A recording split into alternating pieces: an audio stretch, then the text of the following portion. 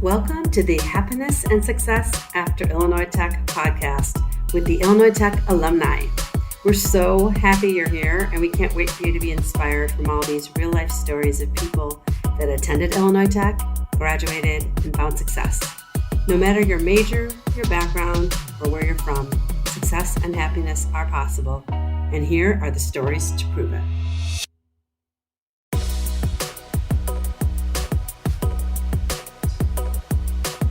All right, welcome to this episode, everyone. My guest this week is Marilyn Flowers. Welcome, Marilyn. Hi, thank you so Hi. much for having me. Of course, we're excited to talk to you. So let's just jump right in. You graduated from Illinois Tech recently. Tell everyone what that was, what your degree is in, and also talk about how you got chosen to be one of the commencement speakers at the May 2023 commencement. Let's talk about that. Yeah, so such an exciting journey of my life. I attended IIT from 2019 to 2023. My major was information technology and management, but I specialized in software development and took that up a level, concentrating in software engineering. While I was at IIT, I started off as the secretary of Unite, unifying and nurturing individuals through empathy. Then I took the president position for Black Student Union, which I love, just amazing. And then my final year, I kind of pivoted toward student advisor a little bit, just, helping out in the background with the org. And so after that, one of the most exciting moments of my life, commencement speaker. What I did was I just really focused on what I wanted my speech to be about. And I tell people the main message was leadership and community because that's all I witnessed at IIT. Leadership in many different forms, community, being a part of organizations, helping each other out, and just realizing that our end goal is to help each other succeed. And I believed in myself. I practiced my speech over and over again to anyone I could. And I just submitted and I said, I hope I get it. And I did. And I just kept going with the support I had around me. So I didn't know I didn't realize how this worked. So they asked for submissions for speakers Yes. from students. And do you know how many people submitted? I don't know. I'm just curious if you know. They picked you. No, Okay. nobody knows. You're on your own track, just as long as you submit your first draft by the deadline. Okay. And then they'll pick about, I believe, 4 or 5 finalists, but nobody knows who they are. Okay. And then you present, and if they pick you, you move on and you fix your draft and you practice with the dean. Okay. It's amazing. That's so cool. Well, congratulations. That's a very awesome Thank honor. And I you. hope it's something that you have in your resume for future opportunities that you may be seeking, because it says a lot about you and your character. So that's awesome. Congratulations. Thank you. You're welcome. So, all right, you studied ITM. So anyone who doesn't know that acronym, maybe they're considering Illinois Tech. It's Information Technology Management. You said that. I'm the one who said ITM, but I know everyone just says ITM. So in general, that what you said with the software development specialization. So what types of did you apply for when you graduated? Did you apply for software development type roles, ITM, or what did you? For someone who's saying like, what kind of job could I get with that degree? How did you know what you wanted to do, or what did you apply for, or what could they apply for? Yeah, so IT, it's very broad, and you also have 2 different sectors of IT. You have the people who think about like help desk IT, and then you have like IT professionals. That's where you go into like software development. If you want to take it up a level, go into software engineering.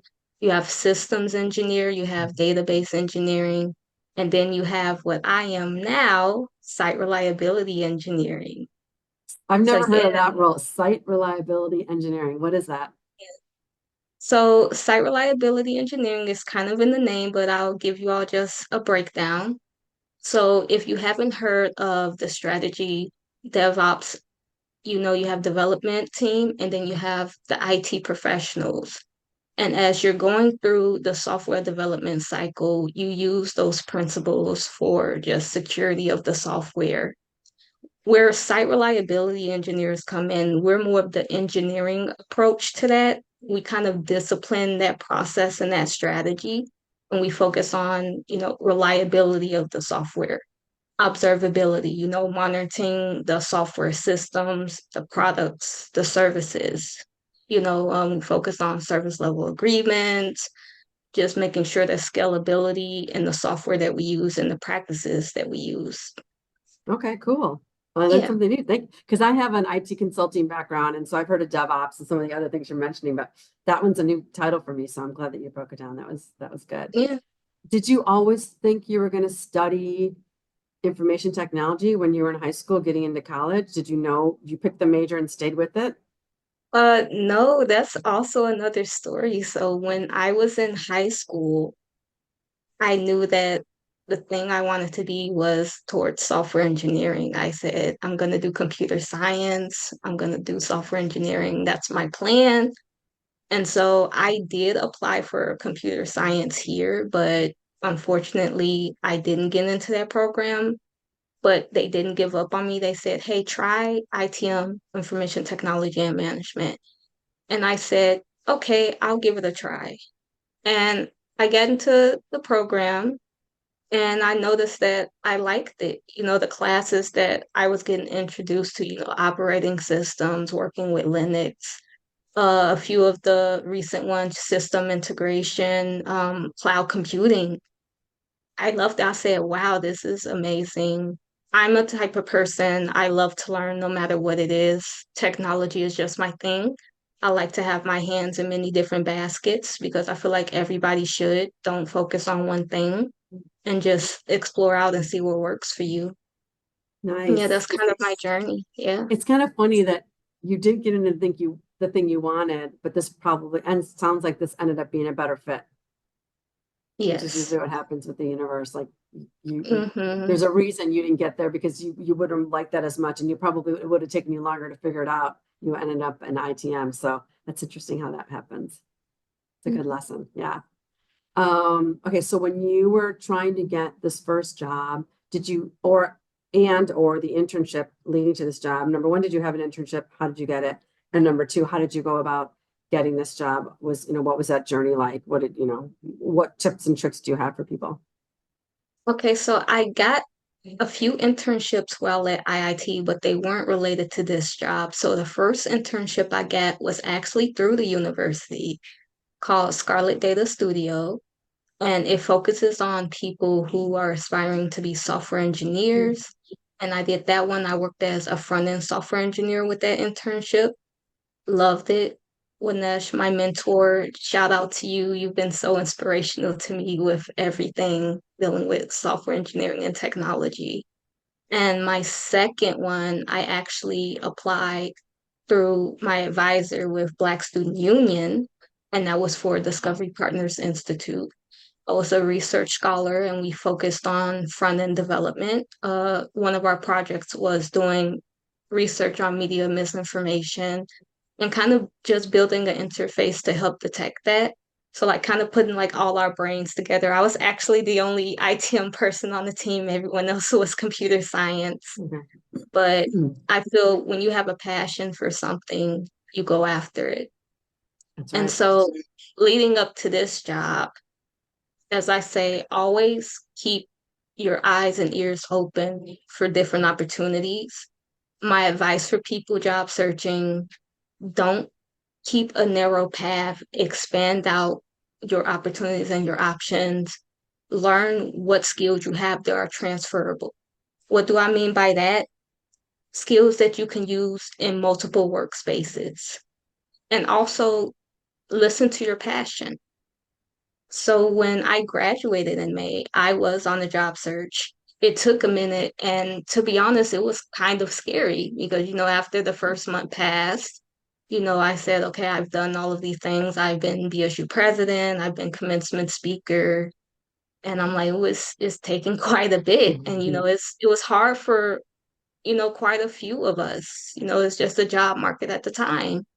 And so I'm searching and I find CDW that they're hiring for an associate site reliability engineer. And so, just a little job search tip here. The first thing I did, I looked at the description and I told myself, can I do what they are asking for? That's the first thing you want Yeah. to look at when you're Right. job searching. And I will say, giving a shout out to Professor Hayjack, I took my cloud computing class and my systems integration class, and working as IT operations and security and having those experiences gave me the confidence and the knowledge to apply to this position. And I said, yes, I want to go for this. I have the skills, I have the experience, I know I can do it. And in addition to that, this job opportunity came within a learning experience called the ACE program, Associate Consulting Engineer, where they train you 8 to 15 months, depending on your pace. And they give you certifications, you study for it, you take the exam, you pass. And I said, that's all I ever wanted in a career, to continue to learn, because Yeah. I feel like you don't stop learning in college. That's just the Yeah. beginning. That's right. And so I applied, I interviewed, and I got the position, and I was the happiest person on earth. So that's how I Mhm. got here. That's awesome. What do you wish you'd known sooner, while you were looking for jobs or get before right before you got this job or while you were in Illinois Tech? What could you look back now and say, oh, I wish I would have done that or known that sooner? This is a hard one because I feel like my journey just mapped its way out. But as I'm studying for certifications now, I would say get as many certifications as you can while you're in college. It can only help. Yeah, keep learning. I love that you said that because you will learn. You're right. This is just the beginning. College is just the beginning. It's not Yes. okay, I'm done. Now I'm gonna go get a job. Everywhere you go, you're gonna learn. I still learn every day. And I love learning. I'm like you, where I could go to college all the time. I wish I could get paid to go to college because I would just keep learning new and new things. But eventually you have to apply what you're learning. And then that's when you learn more. You say you take your transferable skills and you use them in this job, in this role at this company. And little by little you start building onto what you have, and then you have more choices because you are, like you said, always learning, you're going to be above the game. You're going to have more certifications. You're going to whatever it is. They want to know that you are. Employers hire people that they know are smart and obviously have the skills for that job, but then they want to know that you're not just going to be, all right, I'm done. I'm here and I'm just going to do my job. They want to know when you're looking around to better yourself and better the team and whatever project you're working on or clients sometimes. And if that learner mindset or that lifelong learning philosophy is going to propel you faster in the working world, because managers, leaders, CEOs, they look for people that are, what else can we do better? What can we learn? How can we improve this thing? So it's always going to help you. So I love that advice. It's great advice. Yes. And now I'm actually the first associate SRE in the program because, Awesome. yeah, the So team I is seeing sorry. it. Yeah. So the first site reliability associate, you're the first in this program. Yeah, in the ACE program, because our team, the SRE team, created a technology associate engineering track, and it's the Nice. first. Awesome. Good for you. Thank Okay, you. what's the final question for you? The best piece of advice. So you were saying get certifications, always learning. What's the best piece of advice for students that are looking for their first job, just graduating? What would you tell them? Can I actually say two? Sure. So the first one I would say is know what you bring to the table. That one. If you're going to do something, do it with your entirety, with your heart and your soul. Spend all your time researching and being in that energy of what you want to be. Love that. My second piece of advice is believe in yourself. Like I mentioned earlier, I job searched for 4 months. And after a month, you will feel devastated because I felt devastated. No. But what helped me through, I stayed close with the university, and that is my truth. I reached out to career services. Shout out to Bernie for helping me with resume prep and interview prepping because you can always sharpen your skills. Mhm. So just shout out to the entire career services actually, because they all just kept my spirits up. I specifically want to say shout out to Jackie. She was my DSU advisor. And the most important thing is just to have someone to listen to you. She always listened to me, always told me I could do it. And, Yeah. now she sees me as an engineer, and I know she's extremely proud of me. I love that advice. So sometimes some people have that in their family, some people don't. Some people have it in teachers. First of all, there's always a teacher, professor, staff member who is willing to help you speak, encourage you, give you what you need. And if they can't give you what you need, they'll help you find the resource that can give you what you need. So there's lots of people like that on campus. That's why they're in this. That's why they're in this profession, because they want to see students succeed, be successful and happy, Right. and have everything you want. And if you don't have that at home, you can find that on campus, or you can find it in a friend, but definitely look for someone who's a little bit older, who's been around a little bit, who can guide you, support you, and encourage you, because that's what you need. And you said 4 months. I know 4 months feels like forever when you just graduate and you're looking for a job. It's really not that, it's a couple of months. In the big scheme of things, it's not, but it feels like forever because you just worked your butt off to get this degree. And now you're like, I'm trying to find a job, but I'm a big believer in you got the job that you were supposed to get, and anything that you get a no to leading up until then, it wasn't meant for you. If it was meant for you, you'd have it. So you might have not, it doesn't feel good enough to be wanted, but they don't want you. You don't want them if they don't want you. You don't want them either. Because if you have to force them into wanting you, it's not going to be a good fit. You might get in there. Yeah, it's just not going to be the right thing. And they see it and you don't. It's hard to see when you are in it, but when you get out of it, you're like, that wasn't right for me. That's happened so many times in my career too. It's like, you think you want that thing, it would not have been right for you. So you just have to keep persevering, be resilient, get up and keep doing the stuff every day. But like you said, stay in the energy of what you bring to the table, because that's going to keep you positive. It's going to keep you feeling confident and excited to keep going for it. Because if you're like, I don't know if I can do it, of course you can do it. You just graduate from Illinois Tech. You have this degree in STEM. It's a hard thing to get into the school and then to graduate. So it's not about being smart. You have what you need. You just have to figure out where you fit in. Right. And then you also have to remember that everybody has different capabilities. Everybody has a different journey. So you just have to create your own timeline. Like, we shouldn't follow this just one timeline of, oh, I must do this. I must get this job at this time. It will come in your own timing, because it will be for you. All you need is that one yes. I see that so many times on LinkedIn, and it's true. All you need is just one yes, and that's what you focus on. Yep. Every no brings you closer to the yes. You're like, nope. Okay, next, because okay, that's not right for me. What is right for me? Something is right for you, and you will find it if you keep going. Yes. Awesome. Well, thank you so much. It was fun to talk to you. It was nice getting to know you a little bit better, and I know that people are going to be helped by listening to this podcast. So I appreciate your time. Thank you so much. Yeah. It was nice speaking with you. Yeah. How can people get in touch with you if they want to reach out? They can just ping me on LinkedIn, or if they have my IIT email, just email me there. I'm always available. Awesome. Thanks, Marilyn. I know you're going to do great things. It's going to be exciting to keep in contact and keep seeing what you do. Good for you. Thank you so much, Julie. You're welcome. All right. Take care, everyone. Bye. Bye, guys.